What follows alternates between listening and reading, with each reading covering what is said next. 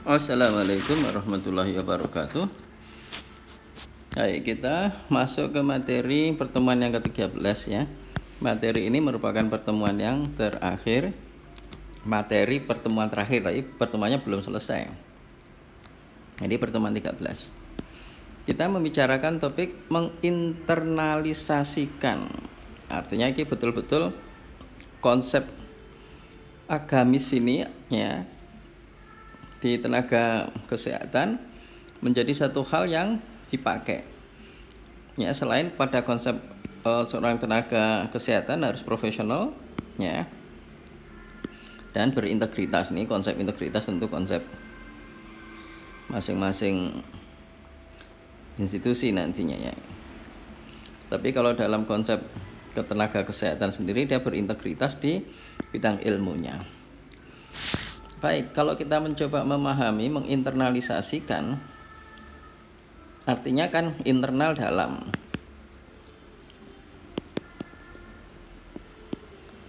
Kalau luar kan eksternal gitu kan. Jadi kalau pengertian menginternalisasikan, wah itu istilahnya. Jadi menjadikan ke dalam. Oke. Konsepnya manusia seperti pernah saya sampaikan, tentu manusia ada konsep lahiriah. Lahiriah itu sesuatu yang terindera. Ya. Yang terindera itu artinya bisa dilihat, dipegang gitu ya, didengar gitu ya. Jantung itu lahiriah, tapi tidak nampak. Karena apa? Tidak nampaknya kenapa?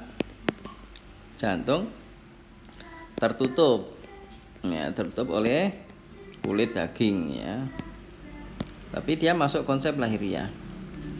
Kemudian manusia juga punya hati. Nah, ini dia, hati.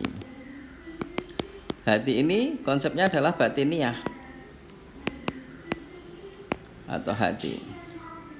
Dia ada lahiriah, kemudian ada batiniah gitu. Nah, konsep menginternalisasikan lebih banyak pada konsep hati ini gitu ya. Bagaimana kemudian hatinya itu terwarnai oleh konsep-konsep agama.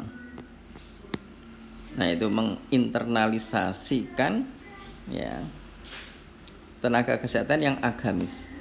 Oke. Itu pengertian menginternalisasikan. Kemudian pengertian tenaga kesehatan yang profesional. Jadi kalau dilihat dari kata profesional, itu kan dari kata profesi. Profesi itu identik dengan okupasi.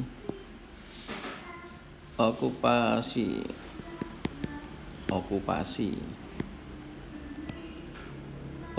itu sendiri satu pekerjaan. Jadi kalau di sini ada okupasi terapi ya, misalnya gitu ya. Ada FT, kemudian ortotik, prostetik, kemudian ada OP ini ya. Nah, kemudian ada okupasi terapi. Nah, okupasi ortotik protestik itu terkait ini ortotik tulang gitu ya.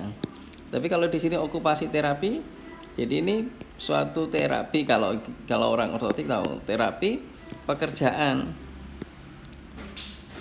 Artinya nanti agar pekerjaannya bisa baik gitu ya, agar bisa kembali kerja intinya gitu. Jadi profesi itu identik dengan pekerjaan ini tadi. Artinya profesional tidak seperti profesional, tidak kemudian sama dengan sekedar pekerjaan, itu beda. Karena ada kata onal, ini sudah menjadi profesionalisme ya, profesionalisme. Nah, ini sudah jadi suatu faham. Konsepnya suatu Kalau ini jadi ide, ya. Ide itu mesti konsepnya ada di hati. Jadi seorang yang profesional itu ya bekerja tentu tidak didasarkan hanya dari sisi ilmu yang mengarahkan ilmu sebagai seorang profesinya, tapi juga masuk di dalamnya adalah aspek etika dan hukum. Nah, disinilah faktor agama berperanan besar di dalam menentukan etika dan hukum, ya, ketaatan hukum dan ketaatan terhadap etika dari seseorang, gitu konsepnya. Sehingga profesionalisme tenaga kesehatan, ya, seseorang katakanlah saya anggap aja dokter, naknya gitu dokter, ya. Dokter itu disebut profesional, ya, jika satu, ya, dia bekerja sesuai tuntunan ilmu.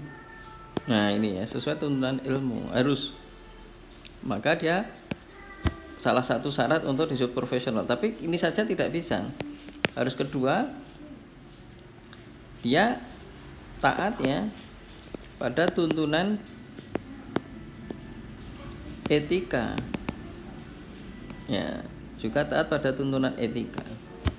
Nah yang ketiga, juga taat pada hukum, ya. Nah ketiga komponen ini kalau ditaati dengan tepat, ya, tepat untuk ilmu itu tepat benar, tempat untuk hukum itu tepat benar, tempat untuk etika itu tepat baik, maka seperti ini yang disebut profesional, gitu ya. Ya, itu pengertian profesional, gitu. Nah, kalau profesional ini sudah dijadikan fahamnya, maka dia dikatakan profesionalisme, nya baik, ya. Oke, itu pengertian profesionalisme, ya. Tentu kalau profesionalisme itu dimiliki oleh seorang tenaga kesehatan, ya itu masalah profesionalisme tenaga kesehatan. Tapi istilah profesionalisme kan bisa pada semua profesi. Oke. Kemudian pengertian integritas.